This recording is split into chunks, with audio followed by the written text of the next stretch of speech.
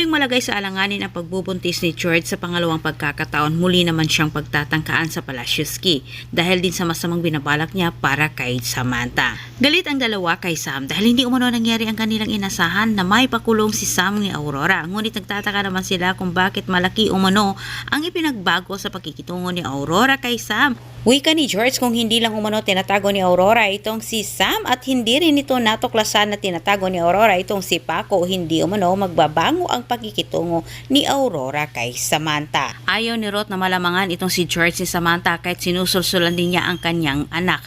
Nakasuhan umano itong si Sam sa pagtapos nito sa buhay ni Basil. Ayaw ni Ruth na malamangan itong si George si Samantha kahit sinusulsulan din niya itong si George na kasuhan umano si Sam dahil sa pagtapos ito sa buhay ni Basil.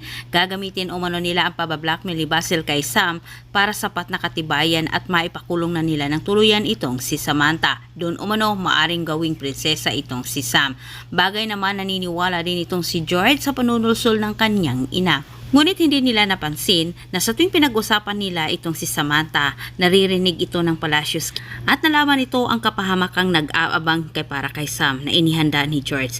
Samantala, may matutuklasan naman itong si Samantha patungkol sa kanyang tatay.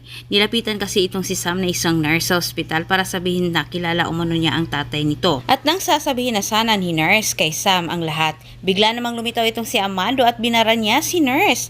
Sayang ang pagkakataong ito. Ang siyang dahilan para nakapukaw sa isip ni Sam para pagdudahan itong si Amando na may kinalaman ito sa pagkamatay ng kanyang tatay at pagsasabi ng totoo si Paco na hindi umano nito pinatay si tatay niya.